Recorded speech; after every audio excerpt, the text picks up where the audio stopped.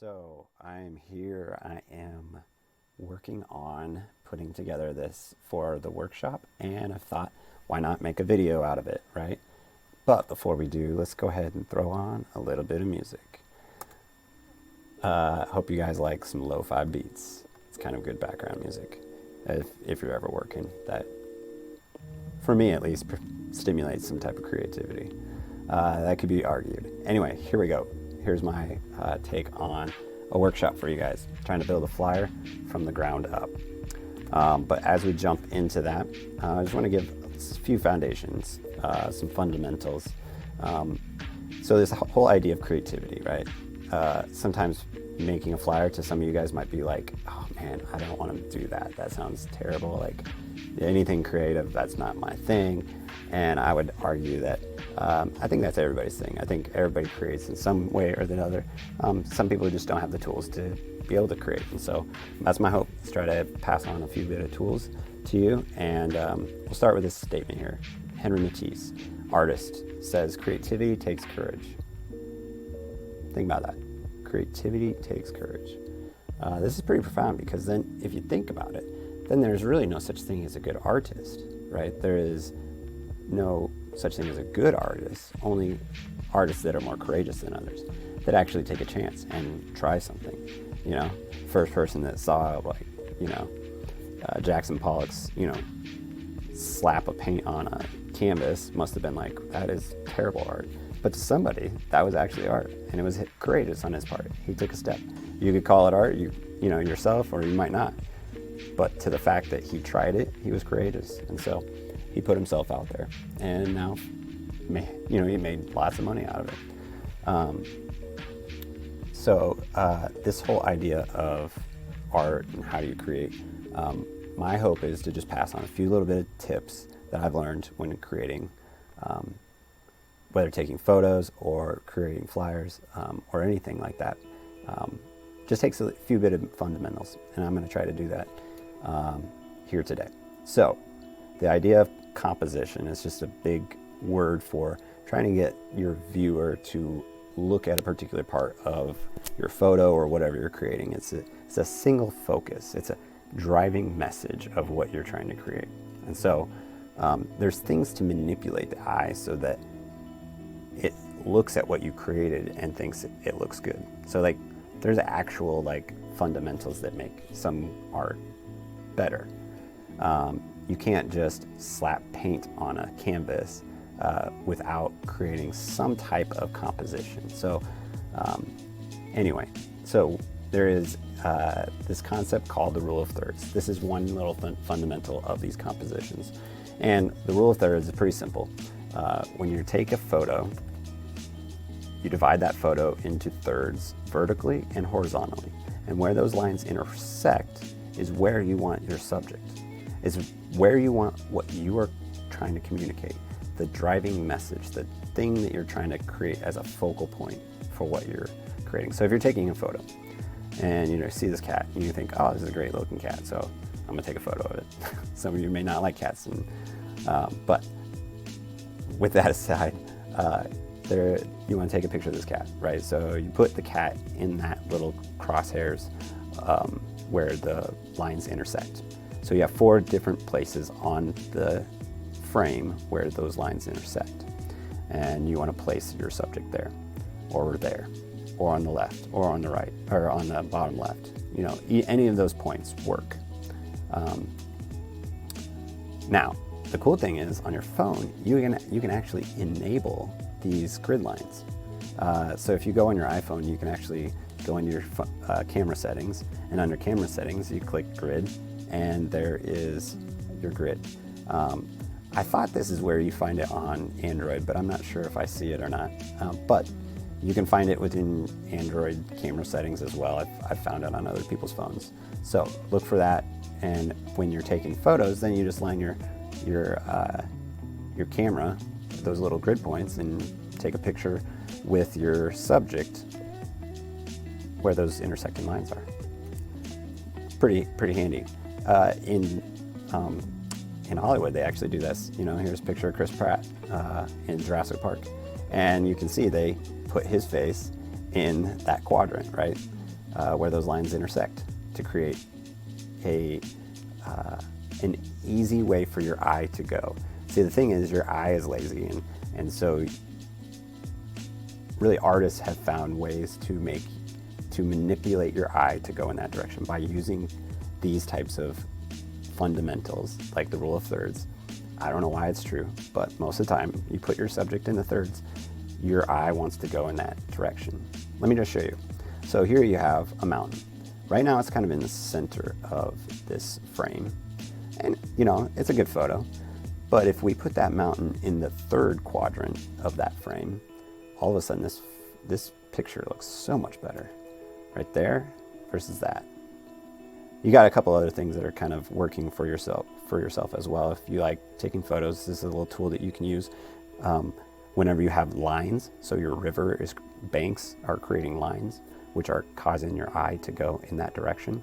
Like I said, your eye is lazy and it wants to go where the path of least resistance. And so finding those lines or finding that focal point and putting your subject in that grid is going to make that eye go in that direction so much easier. And so you can manipulate the eye to look at what you're trying to communicate, if that makes sense.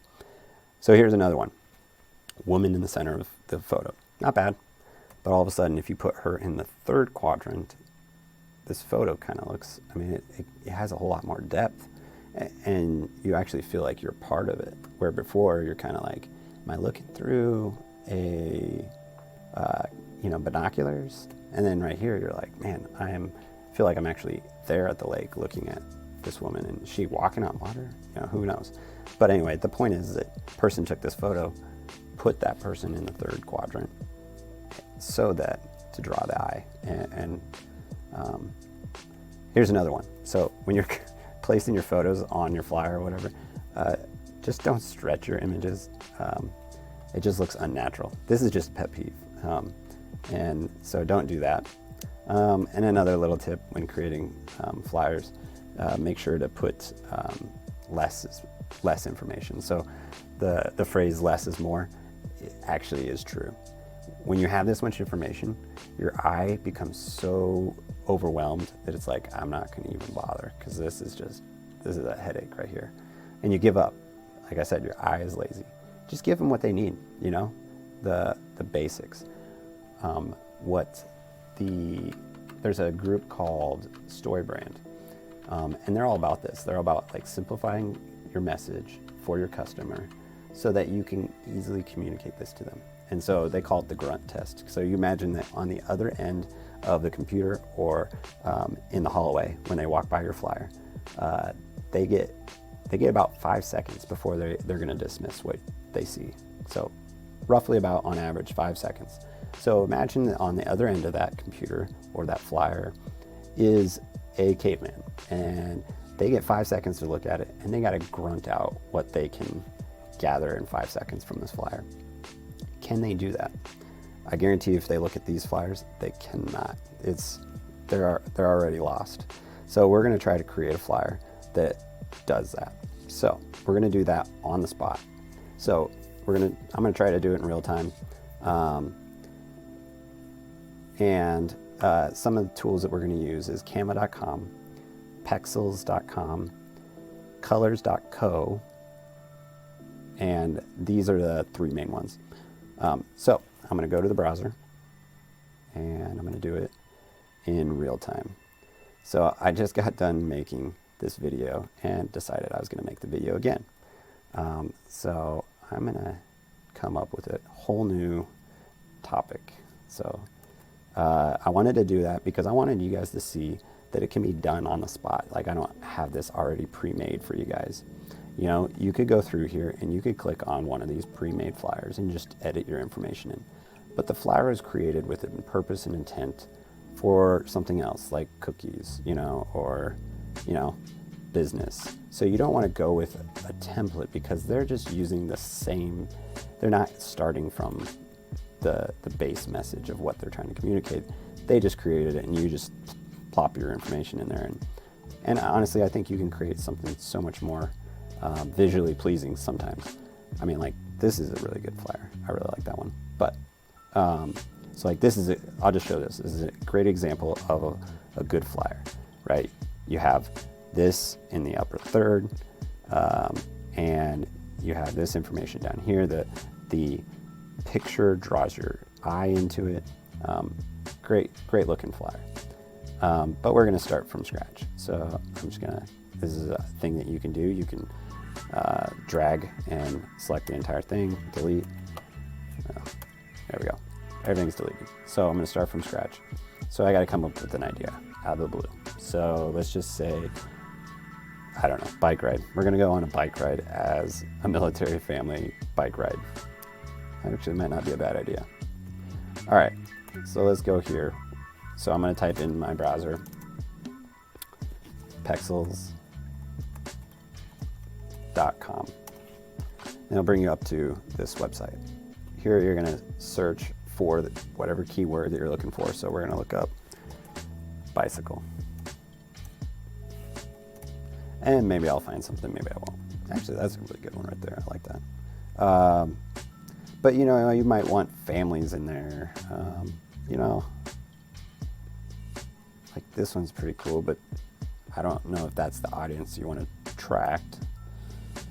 You know, you might not live in the mountains, so you don't want to use photos that are in the mountains like we are from Iowa. You may not be in the city. You know, so those are things you got to keep in consideration. You might not be going at night, so you don't want to communicate that this is a night event.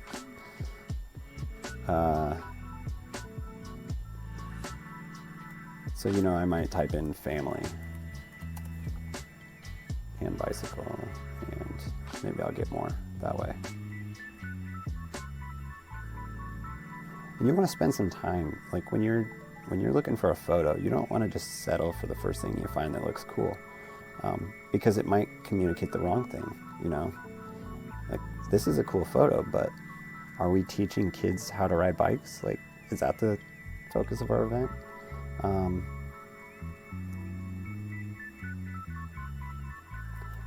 So this might be a tough one, tough little event to sell, but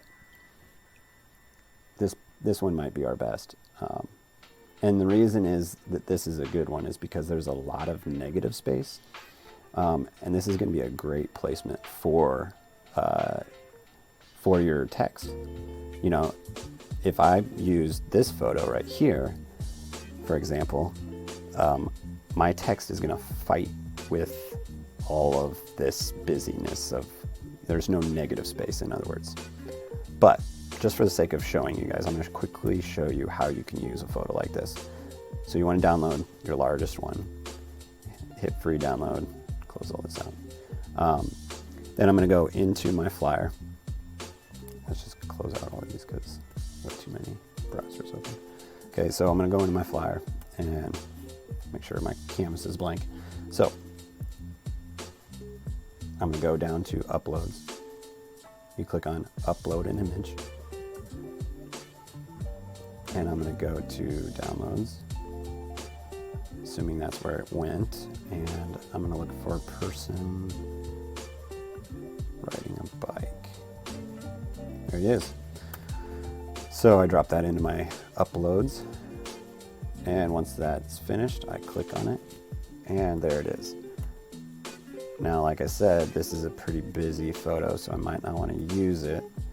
But if for some reason I did want to use it, I really liked it, you know, there's a couple things that you can do. You can actually drop the, you know, transparency down, and that's one way to do it.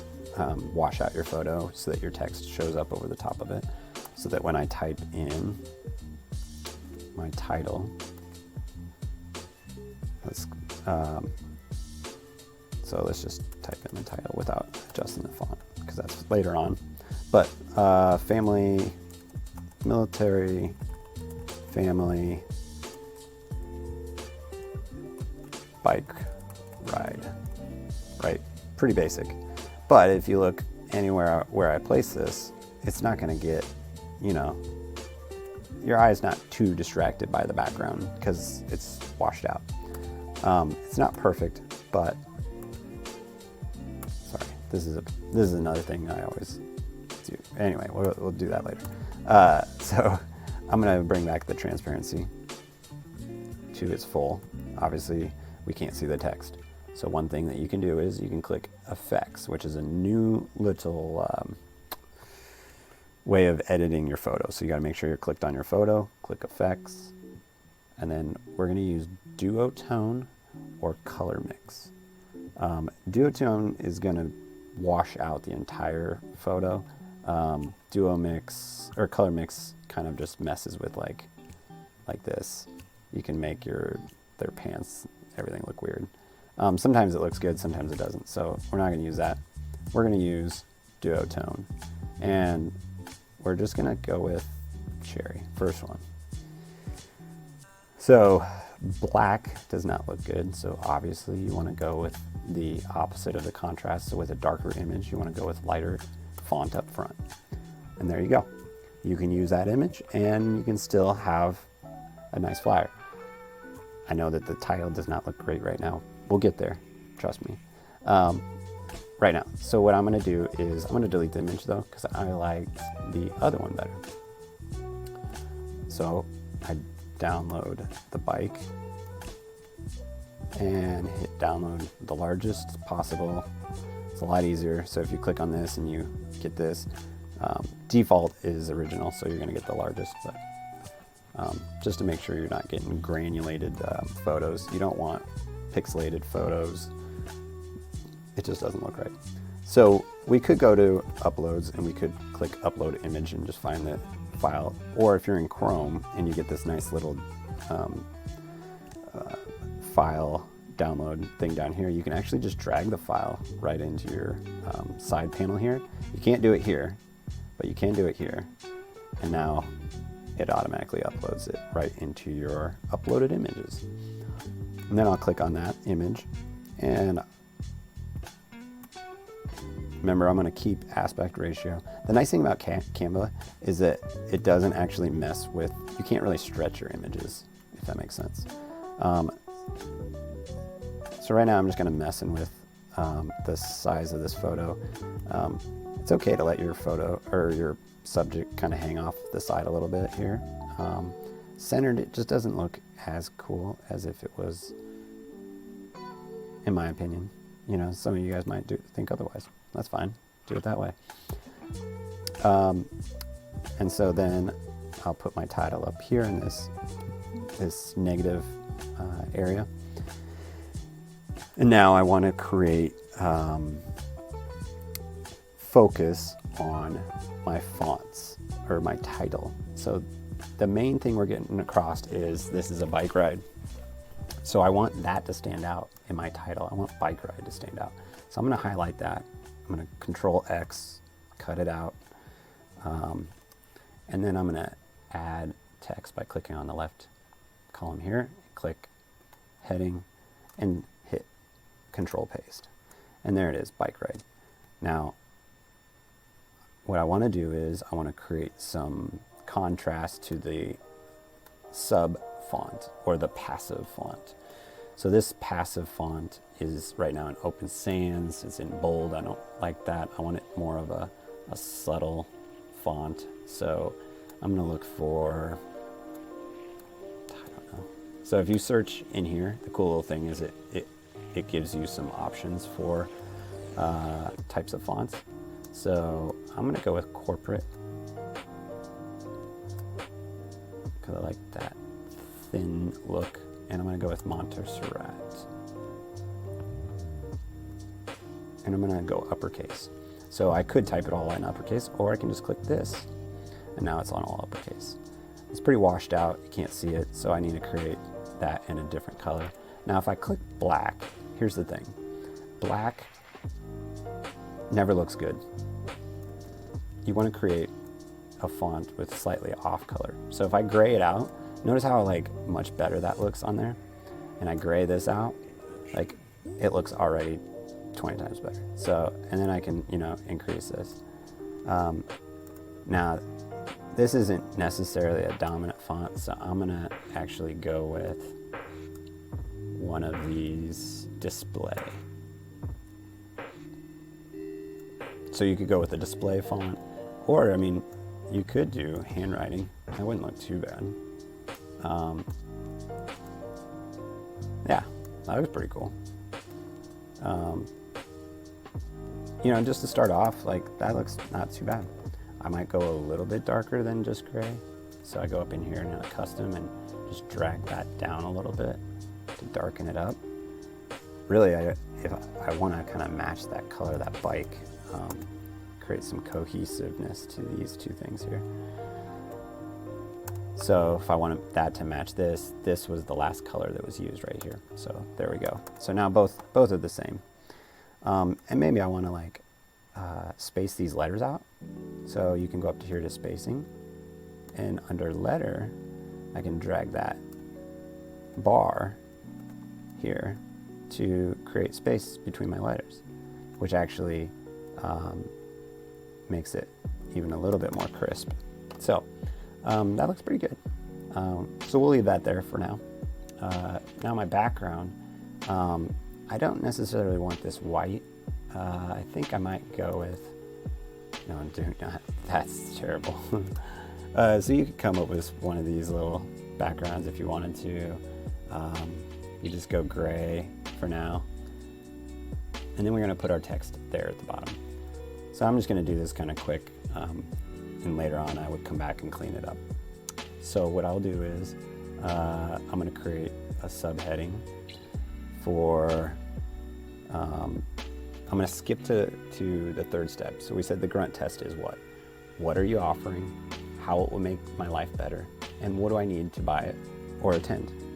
So in this instance, we're doing an event. So how do they attend to the event? So I'll go down here to create my custom link, which if you guys use Eventbrite, it's great that you can create custom link. You could use your website, you could use your Facebook, however you guys keep track of your guys' those who are attending or registering. So, you know, I would say register at, you know, maybe I do the at symbol and I say register at, I'm totally being uncreative right here. So bike ride 2020.eventbrite.com. And do not like the default font, so I'm going to switch that to, I'm going to go with actually the same font that I put military families in, which if you want to know what you used, you click on the fonts, and these are the last three fonts that were used. So Montserrat is what we've been using. So now that's in that font.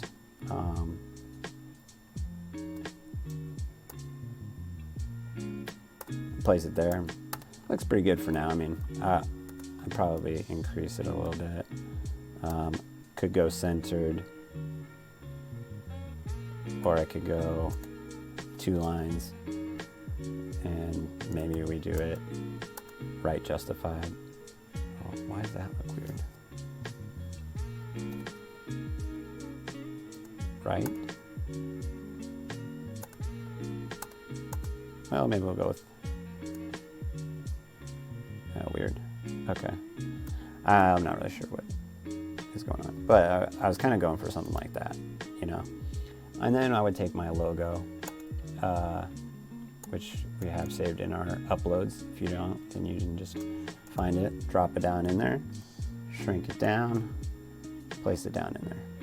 Okay, so now right now we've got our first and third step. What is the event? It's a bike ride. Who's putting it on? Child and Youth Program. How do we get registered? Or how do we get the product? How does my customer get the product? Register at bikeride2020.eventbrite.com. And we're already halfway there. The next thing we would do is create maybe some type of text that might entice the person to come, right? Maybe it's like, oh, cool, there's a bike ride with military families. It's kind of neat, but not necessarily something I might go to. You might want to put something that would entice those families, like, let's go with, sorry if it's cheesy, it's me, like I said, I'm creating things on a spot. Usually I'll bounce ideas off of Mark, my cohort here, And he's great with like words, and so always play to each other's strengths. So, you know, I might just type in life. This is probably not what I would use, but I would just say life is better spent together. You know, maybe it's something like that, and I go and put like a period at the end, stretch it out a little bit, you know, maybe it goes up here, you know, maybe it goes right here. Like I said, it's a lot of it's experimenting. Like I said, this is probably not the text I would use. But there we go, you know, you got a decently looked flyer. It's not 100% yet. There'd be some tweaking that I would do. You know, run it by the people in your office, make sure there's no spelling errors. Oh my goodness, date and time.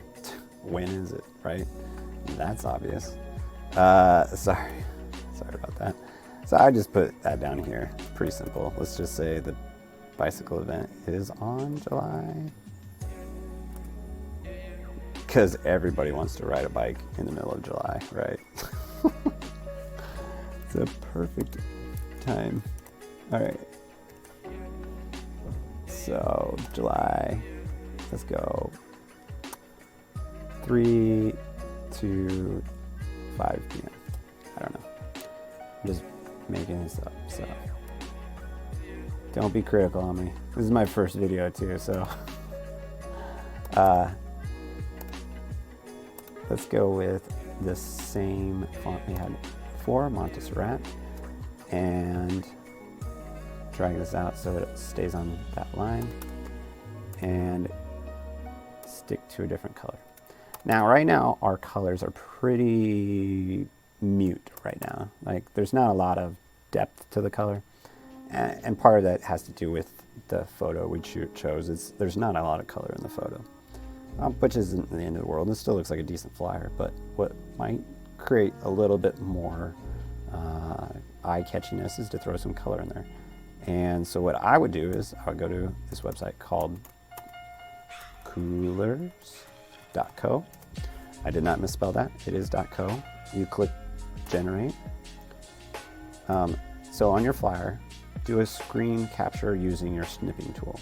If you don't know where that is on your computer, just go to your search box and hit snipping tool, or if you're on a Mac, you'll have to figure out what it is on that. Don't know what that is.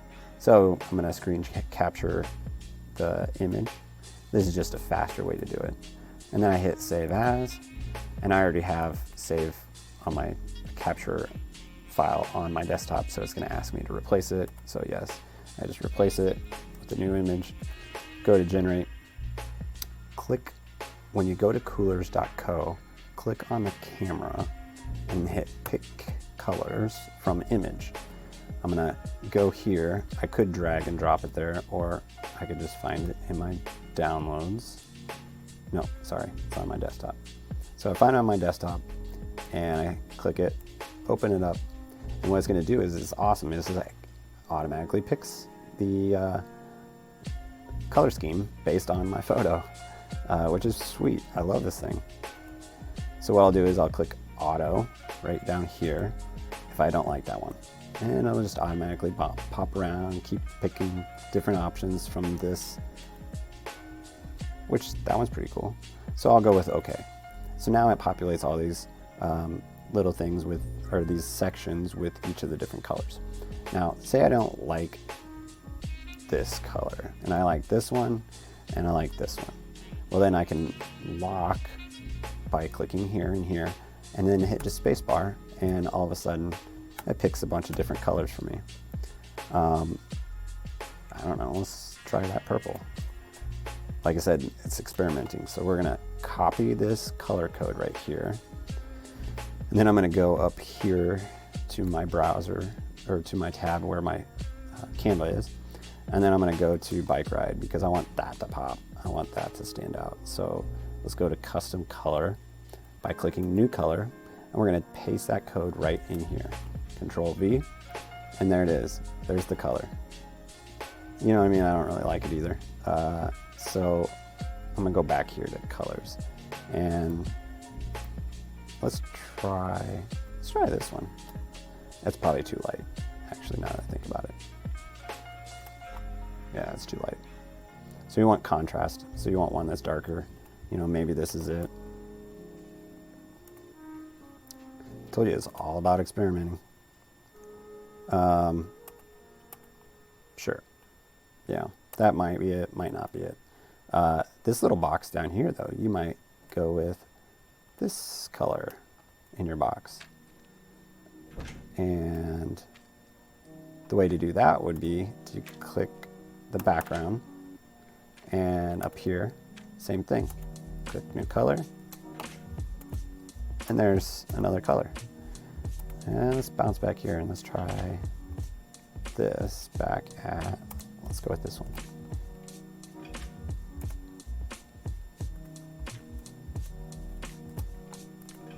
Okay, so like that looks pretty good, not bad. All right, so one thing is if you wanted like this text to match exactly to the rim of this bike, same thing. You're gonna generate, drop your photo from your capture, but the only thing you're gonna do differently is drag this to the rim of your bike. And it's a little tricky because all these pixels make it a little bit tricky to find exactly where the color is, but let's just assume it's that one. And I go over here to copy it, and I drop it into my custom color. So that ideally it's the match of the same color of the rim of the bike. So this is generally how I create most of my flyers, is same setup. You got your name, your location. I don't have a location actually. Sometimes you don't need it. You know, they just want to know more information. Where's this bike ride at? Maybe I just want to give them the city where it's at. So for us, you know, this would be in Des Moines or somewhere else. Maybe it's in Cedar Rapids. And I would just type in Cedar Rapids and put it like right here or something like that. Probably not right there because obviously the bike kind of messes with that, but you get the picture. Put the location in there, but don't put the address because that just takes up a lot more space. And if people are in Cedar Rapids area, they're going to go to this link down here and find out more information so that they can find out the specific address. Just give them enough information to satisfy their appetite for more information. And once you've gotten that, then they're going to go to your website. They're going to find out how to get more information, and then they might register. So you don't want them to stop at your flyer and think, oh, maybe I'll do that. You want them to go to your link and finish that. So with all that said, that is how to put together a flyer. One thing I would like to just point out is just a few little bits of tips that I would suggest. For one, if you're having trouble with fonts, one thing with fonts, I forgot to share this, there are two different types of fonts. There's sans serif fonts and there are serif fonts. That's majority of most of the fonts out there. Like there's other types out there, but those are the two big ones. And when creating a flyer, this right here, these are serif fonts right here, because they don't have the serifs on it. If I were to type in here, let's just say sans serif, I'm trying to illustrate what a sans serif is. Sorry, these are sans serif fonts. These are without serif. I'll show you a serif font. So a serif font is one that has serifs on it. Let me give you one example. Yeah, let's just go with this one. So This is a sans serif font. Now let me just zoom in on it so you can see what a serif is. Serif are these little tallies that are on the end of it. They kind of are a fancier type font. So you would use these types of fonts for more documents and large amounts of text. You might create it in a flyer title if you were going for more of a sophisticated feel to it. It tends to have that more sophisticated look to it. These without the serif fonts, this is more, sans serif is more of a contemporary, modern look. And so I'm thinking that's a little too light. There we go. Anyway, I don't tend to use those a lot, but just so you know, that's the difference between serif and sans serif. You always want a dominant font and a passive font. Don't let these compete with each other. You want the one thing that you're trying to get across to be that dominant font. So when you're going to pick your fonts and you hit search, look for, why is it not doing it for me? Oh, because I got to click here. And you click search within those fonts, use these to your advantage and find one that says display and use those types of fonts. And then for more of your sub fonts, go with corporate, and you'll get some of those that are less dominant type fonts. If you're having trouble pairing fonts together or creating combinations, another option is you can go to canva.com/font combinations, and in here you can find your starter font. So say I want to use Quicksand. So we use Quicksand, and the cool thing is it gives you an example of what it would look like, and then it gives you a pairing font that would look, I can't believe they use Comic Serif. Well, it's not Comic Sans, I guess, but I'm not a big fan of Comic Sans. But anyway, let's try another one. Let's go to Proxima Nova. Okay, so here is a serif font that we're going to use, and you can see it looks pretty professional, and modern looking, right? Because it's a serif font. Sans serif. I always say the wrong thing, sorry. Sans serif. And it pairs that Proxima Nova with Libre Baskerville. And so you can use those two together. These are just general rules. These are ones that they've found that look good, and so it's kind of a way to cheat. But cheating's not bad, right? That's the name of the game. You're trying to create something that looks good. Who cares if you use it from somebody else? The other thing you can do is you can just search, font combinations in Google, or using this same idea of stealing other people's stuff. If you want, go to Pinterest and type in flyer design, right? And search other people's flyers and use their ideas as your own. Nothing wrong with that. You're just going to use the idea. You're not actually stealing anything. Why am I looking at Colorado Heights? Flyer design. Okay, so I'll show you some examples of some really cool stuff. There's some neat things and you can get ideas that other people are doing and use those as your own. Or you can just search in Google. Either way. I use that when I get stuck and I can't think of what am I going to do, use those as starting points, and then put that in your own work. And so that's how I would use that. Another thing I would do is when you're using like boxes and such, I'll just show you how it would work. You could take a box and let me back out here so that everybody can see. So if I use this box, a little too far, you can use it as a box, or you can use it as a banner. If you drag it out past your edges, and let's make it white. Let's make it a little bit transparent. So here's the little transparent icon. Use that. Drag that, use that. It doesn't have to be a box. Think outside of the box. That's the case. And you may want to rotate it some, right? And make it drag across your page. And then you can put your text running sideways down it. You don't have to go traditionally, just horizontally. You can create that kind of stuff. So think outside the box. Use contrast as your friend. Use lighter fonts on darker backgrounds and vice versa. When downloading your finished product. So when I go over here and I click download, go with PDF print when you're going with PDFs.